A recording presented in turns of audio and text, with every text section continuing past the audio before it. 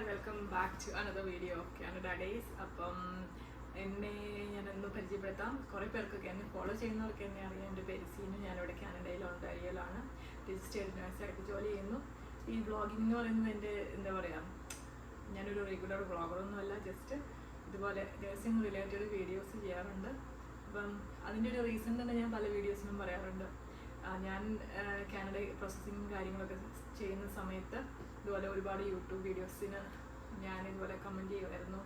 അവരോടൊക്കെ എൻ്റെ ഒപ്പീനിയൻ ചോദിക്കുമായിരുന്നു. അവരൊന്ന് റിപ്ലൈ ചെയ്യാൻ വേണ്ടി വെയിറ്റ് ചെയ്യുമായിരുന്നു. അങ്ങനെ നിങ്ങളെപ്പോലെ തന്നെ ഒരുപാട് ഹാർഡ്ഷിപ്സിലൂടെ കടന്നു പോയിട്ടാണ് ഞാനിപ്പോൾ ഇവിടെ എന്താ പറയുക രജിസ്റ്റേർഡ് നഴ്സായിട്ട് PR കിട്ടി കുഴപ്പമില്ലാതെ പോകുന്നത്. അപ്പോൾ ആ ഒരു ഇതിലാണ് ഞാൻ ശരിക്കും വീഡിയോസ് ചെയ്യുന്നത്. ശരിക്കും ഞാൻ വീഡിയോസ് ചെയ്യുന്നത് കൂടുതലും ഒരു Q&A സെഷൻ പോലെയാണ്. അപ്പം എല്ലാവരും പറയുന്ന പോലെ Q&A സെഷൻ ഒന്നും പറഞ്ഞില്ലെങ്കിലും എന്താ പറയുക, കമൻസ് ആയിട്ട് ആൾക്കാർ ചോദിക്കുന്നതിന് ഞാൻ ചിലപ്പോൾ ഡീറ്റെയിൽഡ് ആയിട്ട് ചില കാര്യങ്ങൾ നമ്മളൊരു ഒറ്റ വാക്കിൽ റിപ്ലൈ കൊടുത്ത് ശരിയാവത്തില്ല. അപ്പം അവർക്ക് ഞാൻ കുറച്ചുകൂടി എലാബറേറ്റ് ആയിട്ട് ഇങ്ങനെ വീഡിയോസ് ആയിട്ടാണ് റിപ്ലൈ ചെയ്യാറ്. അപ്പോൾ അവർക്ക് മനസ്സിലാവുകയും ചെയ്യും.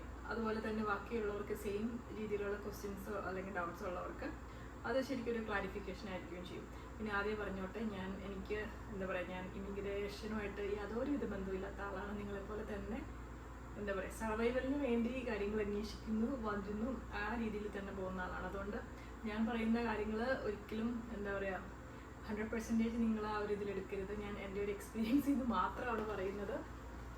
അത് നിങ്ങൾക്ക് മനസ്സിലാവുമെന്ന് വിചാരിക്കുന്നു. കാരണം ചിലപ്പോൾ നമ്മൾ എന്താ പറയുക, നമ്മൾ റിയൽ ലൈഫിൽ ഇന്ന് നമ്മുടെ എക്സ്പീരിയൻസ് ഷെയർ ചെയ്യുമ്പോൾ ചില ആൾക്കാർക്ക് അതൊരു എന്താ പറയുക ജെന്യുവനായിട്ട് തോന്നും, അവരത് അക്സെപ്റ്റ് ചെയ്യും. ഓക്കെ, അപ്പം ഇതൊക്കെയാണ് എന്നെക്കുറിച്ചുള്ളൊരു ഇൻട്രൊഡക്ഷൻ. അപ്പം നമുക്ക് വീഡിയോയിലേക്ക് കിടക്കാം കേട്ടോ. പിന്നെ പലപ്പോഴും കണ്ടിന്യൂസ് വീഡിയോ ചെയ്യണമെന്ന് ആഗ്രഹം ഉണ്ടെങ്കിൽ പോലും എനിക്ക് നടക്കാറില്ല. കാരണം ഇവിടെ ഒരാൾ ഇതുപോലെ ഓടിക്കളിക്കുന്നുണ്ട്. ഇന്ന് തന്നെ ഈ വീഡിയോ കംപ്ലീറ്റ് ചെയ്യാൻ പറ്റുമോ എന്ന് എനിക്കറിയത്തില്ല. എങ്കിലും ഞാൻ മാക്സിമം ശ്രമിക്കുന്ന കേട്ടോ. അപ്പോൾ ഫസ്റ്റ് ഞാൻ പറയാൻ പോകുന്നതെന്ന് വെച്ചാൽ, എൻ്റെ അടുത്ത് ഞാൻ മുന്നേ കമൻറ്റ് സെക്ഷനിൽ കണ്ടതാണ് ഈ AIP പ്രോഗ്രാം വഴി ആൾക്കാർ ഇപ്പോഴും വരുന്നുണ്ടോ, പ്രോസസ്സിങ് നടക്കുന്നുണ്ടോ എന്നുള്ളത്. ജെന്യുവനായിട്ട് ഞാൻ പറയുക, ഇപ്പം ഇമിഗ്രേഷനൊക്കെ വളരെ കുറവാണ്. ഇപ്പം നേഴ്സസിനാണെങ്കിൽ പോലും ഹെൽത്ത് കെയർ ഫീൽഡിലാണെങ്കിലും എന്താ പറയുക കയറി വരുന്ന ആൾക്കാരുടെ എണ്ണം കുറവാട്ടോ. അപ്പോൾ ഈ കഴിഞ്ഞ ദിവസം എൻ്റെ അടുത്ത് ഇപ്പം ഇവിടെ ഞാനുള്ള സ്ഥലത്തെ എനിക്ക് പേഴ്സണലി അറിയത്തില്ല, പക്ഷെ വേറെ ആൾ എൻ്റെ അടുത്ത് വന്നതാണ്. ആ ആളുടെ ഫ്രണ്ട് ഒരു ചേച്ചി, ആ ചേച്ചി വർക്ക് പെർമിറ്റിലാണ് വന്നത്. എന്നിട്ട് ഇവിടെ ഒരു ഹോസ്പിറ്റലിൽ വർക്ക് ചെയ്യുമായിരുന്നു.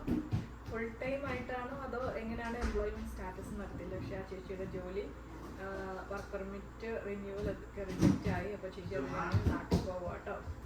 അപ്പം അങ്ങനെ, അതായത് ഇപ്പോൾ വർക്ക് പെർമിറ്റ് റിജക്ഷനൊക്കെ നടക്കുന്നത് വിസയിൽ വന്നവർക്കും ഇതൊക്കെ സംഭവിക്കുന്നുണ്ട്. അപ്പോൾ ഞാനിപ്പോഴും എല്ലാ തവണയും ഞാൻ ഇത് ഞാൻ എംഫസൈസ് ചെയ്യുന്ന കൂടുതലും നമുക്ക് PR ആയിട്ട് വരാൻ വഴിയുണ്ടെങ്കിൽ PR ആയിട്ട് തന്നെ വരിക, അതായിരിക്കും ഏറ്റവും നല്ലത്. അപ്പോൾ നമുക്ക് അനാവശ്യമായിട്ടുള്ള ബേർഡൻ സ്ട്രെസ്സൊക്കെ നമുക്ക് ഒഴിവാക്കാമല്ലോ. കാരണം ഇവിടെ വന്ന് നമ്മൾ ഈ വർക്ക് പെർമിറ്റൊക്കെ റിന്യൂ ആയി കിട്ടുമോ എന്നുള്ള രീതിയിൽ അത്രയും കാലം നമ്മൾ ജോലി ചെയ്യുന്നുണ്ടെങ്കിൽ പോലും അതൊരു ഭയങ്കര സ്ട്രെസ്സാണ്. അത് കഴിഞ്ഞിട്ട് നമ്മൾ തിരിച്ചു പോകുന്നതെന്ന് പറയുന്നതും ഓക്കെയാണ്. നമുക്ക് ആ വരുന്ന സമയം കൊണ്ട് ചിലപ്പം നമ്മളിപ്പം മാക്സിമം ഇത് ചെയ്യുവാണെങ്കിൽ നമുക്ക് സേവ് ചെയ്യായിരിക്കും, നമുക്കൊരു എക്സ്പീരിയൻസും ആകും. ചിലപ്പോൾ അത് കഴിയുമ്പോൾ നമുക്ക് തിരിച്ചു വരാൻ പറ്റുമായിരിക്കും. എങ്കിലും PR എടുത്ത് വരികയാണ് എപ്പോഴും ചെയ്യേണ്ടത്. പിന്നെ ഉള്ളതെന്ന് വെച്ചാൽ AIP പ്രോഗ്രാം.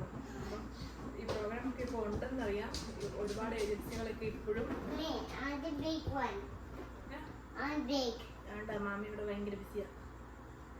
മാമി ടീച്ചറോട് സംസാരിക്കൂ. You want more fufu? Yeah. You want to say one hi there? Hello. More fufu. ഇച്ചിരി കഴിയുമ്പോൾ ആക്കി തരാം. അപ്പോൾ തരാം കേട്ടോ. ഇപ്പോൾ വരും, മമ്മി വരും. മമ്മി ഇപ്പോൾ വരുക, ഓടി വരുക. ഒരു ടീച്ചറുണ്ട്, മമ്മിയെ വഴക്ക് പറയാൻ പോകും. ടീച്ചറുണ്ട് അവിടെ, ടീച്ചർ കണ്ടുകൊണ്ടിരിക്കുക.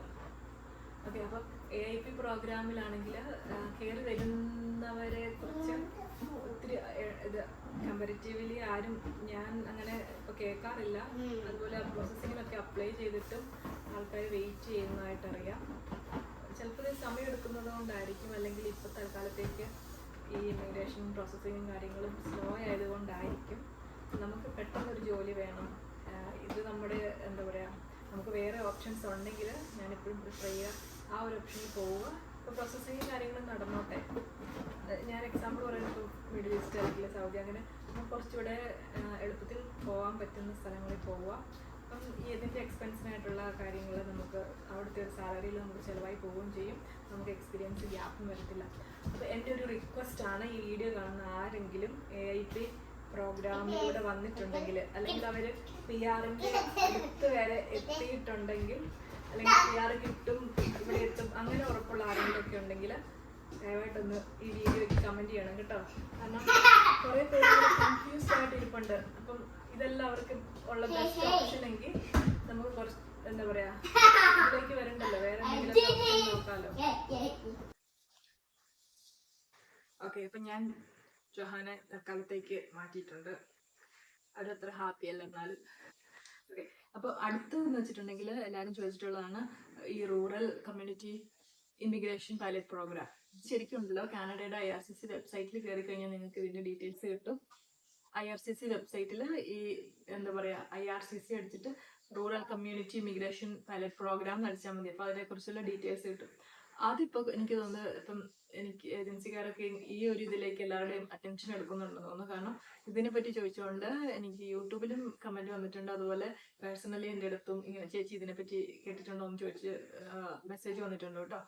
അപ്പം ഇത് ശരിക്കും എന്താണെന്ന് വെച്ചിട്ടുണ്ടെങ്കിൽ ഇവിടെ റൂറൽ കമ്മ്യൂണിറ്റി അല്ലെങ്കിൽ കുറച്ച് റിമോട്ട് ആയിട്ടുള്ള കമ്മ്യൂണിറ്റി ഉണ്ടാവും. അപ്പോൾ അവിടെ ആൾക്കാരെ ലോക്കലി റിട്ടൈൻ ചെയ്യാൻ പാടായിരിക്കും. എന്ന് വെച്ചാൽ ഇപ്പോൾ ഈവൻ അവിടുന്ന് തന്നെ ട്രെയിൻഡ് ആയിട്ടുള്ള ആൾക്കാരുണ്ടെങ്കിൽ പോലും അവർ കുറച്ച് കാലം അവിടെ വർക്ക് ചെയ്തിട്ട് കുറച്ചുകൂടെ സിറ്റിയിലേക്ക് മൂവ് ചെയ്യും. കാരണം അവിടുത്തെ ഒരു എന്താ പറയുക, ചിലപ്പം ക്ലൈമറ്റിന്റെ ഇഷ്യൂ ആയിരിക്കും, അല്ലെങ്കിൽ ഇപ്പം പിള്ളേരൊക്കെ ഉള്ളവരാണെങ്കിൽ അവരുടെ schooling, advanced education, life style, ആ ഒരു ഇത് വെച്ചിട്ട് കുറച്ചുകൂടെ അല്ലെങ്കിൽ കുറച്ചുകൂടെ സോഷ്യൽ ആവുന്ന ആൾക്കാർ അങ്ങനെ നോക്കുമ്പോൾ ആൾക്കാർ കുറച്ചുകൂടെ സിറ്റീസിലേക്ക് മൂവ് ചെയ്യും. അങ്ങനെ അവർക്ക് എപ്പോഴും ഷോർട്ടേജും ആൾക്കാരെ റിട്ടൈൻ ചെയ്യാനും പാടായിരിക്കും.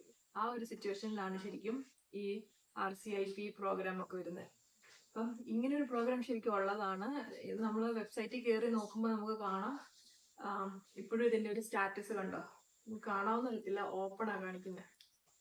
ഇതിൻ്റെ ഒരു ഫീ എന്ന് പറയുന്നത് $1590. അത് ഓൾമോസ്റ്റ് ഒരു 1 lakhന്റെ അടുത്ത്. അതാണ് അതിൻ്റെ ഒരു ഫീസ് വരുന്നത്. നമ്മുടെ 1 lakh ഇന്ത്യൻ റുപ്പീസ് അത്രയാണ് വരുന്നത് കേട്ടോ.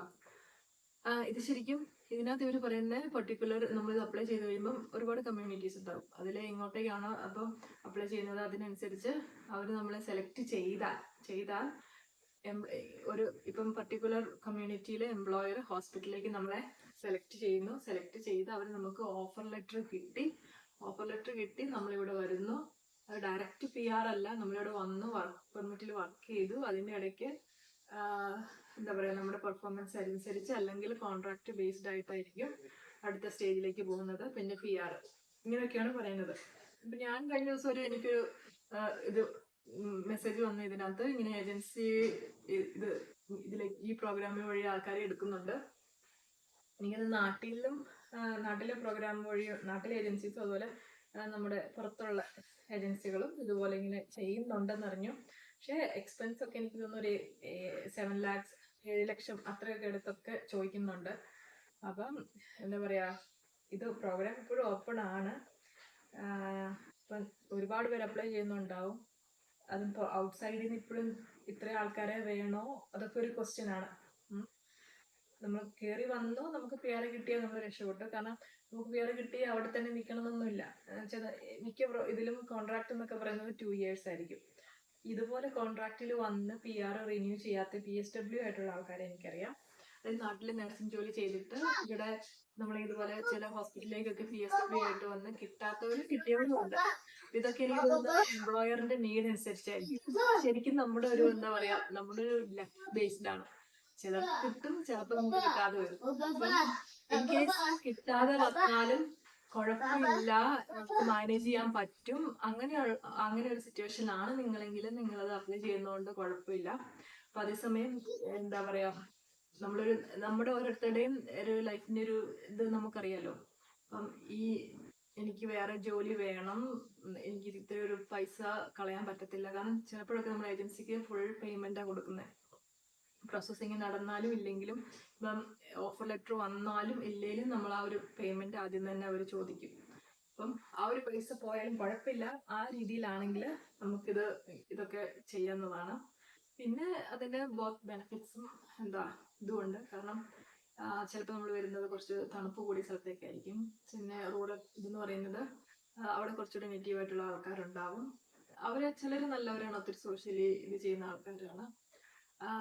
ഇങ്ങനെ ഇതുപോലെ പോയ ആൾക്കാരെ എനിക്കറിയാം. അപ്പം ചിലർക്കൊക്കെ ഇഷ്ടമാണ്, അവർ കുറച്ചുകൂടെ ഒരു കാം ആൻഡ് ക്വയറ്റ് ലൈഫ് ഇഷ്ടപ്പെടുന്ന ആൾക്കാർ ഇഷ്ടമാണ്. ചിലർ പറഞ്ഞു കേൾക്കാം, ഇല്ല നിങ്ങളിപ്പം, ഞാനൊക്കെ അങ്ങനെ ഇടയ്ക്കൊക്കെ വിചാരിച്ചായിരുന്നു കുറച്ച് ഉള്ളിലോട്ടൊക്കെ മൂവ് ചെയ്ത് പോയാലോ. അന്നേരം ഞാനിങ്ങനെ എൻ്റെ ഫ്രണ്ട്സിൻ്റെ അടുത്തൊക്കെ ചോദിച്ചപ്പോൾ അവർ പറഞ്ഞ്, നമ്മളിപ്പോൾ സിറ്റിയിൽ നിന്നൊക്കെ നിന്നിട്ട് ഇങ്ങോട്ട് വരുമ്പോൾ നമ്മൾ ഭയങ്കരമായിട്ട് ഒറ്റപ്പെട്ട പോലെയൊക്കെ തോന്നും. അപ്പോൾ നമ്മളിങ്ങനെ കുറച്ച് സിറ്റിയിൽ നിന്ന് കഴിഞ്ഞാൽ നമ്മൾ അവിടെ തന്നെ കണ്ടിന്യൂ ചെയ്യുന്നതായിരിക്കും നല്ലത്. അങ്ങനെ അപ്പം നമ്മുടെ ഒരു പേഴ്സണൽ ലൈഫിൻ്റെ അല്ലെങ്കിൽ നമ്മുടെ ഒരു ക്യാരക്ടർ ബേസ് ചെയ്തിട്ടായിരിക്കും ഈ ഒരു ഇതൊക്കെ പോകുന്നത്. പക്ഷെ കിട്ടിക്കഴിഞ്ഞു വന്നാൽ കുഴപ്പമില്ല, കാരണം നമുക്ക് മാറാമല്ലോ. നമുക്ക് വൺസ് നമ്മുടെ നേഴ്സിംഗ് ലൈസൻസ് കിട്ടിക്കഴിഞ്ഞു കഴിഞ്ഞാൽ PR കിട്ടിയാൽ നമുക്ക് എങ്ങോട്ട് വേണമെങ്കിലും മാറാം. അപ്പം ഇതാണ് ശരിക്കും ഈ റൂറൽ കമ്മ്യൂണിറ്റി ഇമിഗ്രേഷൻ ആ ഒരു പ്രോഗ്രാം എന്ന് പറയുന്നത്. ശരിക്കും ഉള്ളതാണ്. ഈ പറഞ്ഞ പോലെ നമ്മൾ വന്നു 2 വർഷം കഴിഞ്ഞു, അപ്പം എംപ്ലോയർക്ക് തോന്നുക നമ്മളിത് റിന്യൂ ചെയ്യണ്ട, അല്ലെങ്കിൽ അവർക്ക് ഓൾറെഡി സ്റ്റാഫിനെ കിട്ടി, അങ്ങനെയൊക്കെ ഉണ്ടെങ്കിൽ എനിക്ക് തോന്നുന്നു നമുക്ക് PR കിട്ടാതിരിക്കാനും ചാൻസ് ഉണ്ട്. അപ്പം ഇത് രണ്ടും ഹാഫ് ആണ്. അപ്പം അതാണ് കേട്ടോ എല്ലാവരും ചോദിച്ചത്. കാരണം പിന്നെ നമ്മളാരും ഇത് കറക്റ്റ് കിട്ടുമോ ഇല്ലയോ എന്ന് നമുക്ക് ആർക്കും എടുത്ത് പറയാൻ പറ്റത്തില്ല. കാരണം ഇതൊക്കെ ഇവരുടെ ഇവർക്ക് വരുന്ന ആപ്ലിക്കേഷൻ അനുസരിച്ചും ഒരു ആപ്ലിക്കേഷൻസ് ഇൻസൈഡ് നിന്നാണോ ഔട്ട് സൈഡ് ആണോ, അങ്ങനെ പല ഇത് നോക്കിയിട്ടായിരിക്കുമല്ലോ. അപ്പൊ ഇതൊക്കെയാണ് നമ്മുടെ rural community immigration pilot program എന്ന് പറയുന്നത് കേട്ടോ.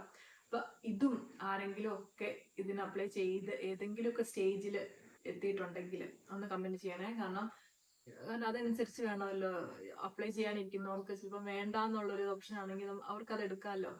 കാരണം നമ്മൾ എപ്പോഴും ഒഫീഷ്യലി നമ്മൾ ഇതിനെപ്പറ്റിയൊക്കെ ചോദിക്കുന്നത് മിക്കവാറും ഏജൻസികളുടെ അടുത്തായിരിക്കും.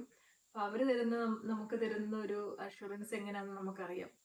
ഓഫ് കോഴ്സ് അത് അവരുടെ ഒരു നിലനിൽപ്പാണ്. അപ്പൊ അവരെപ്പോഴും ഒരു പോസിറ്റീവ് ഇതായിരിക്കും തരുന്നത്. നമ്മുടെ ഒരു നിലനിൽപ്പിന് വേണ്ടി നമുക്കൊരു അറ്റ്ലീസ്റ്റ് പോസിബിലിറ്റി ഒക്കെ അറിയുന്നത് നല്ലതായതുകൊണ്ട് അപ്പൊ ഈ വീഡിയോ ആരെങ്കിലും ഒക്കെ കാണുന്നുണ്ടെങ്കിൽ ജസ്റ്റ് ഒന്ന് കമന്റ് ചെയ്യണം കേട്ടോ. Thank you.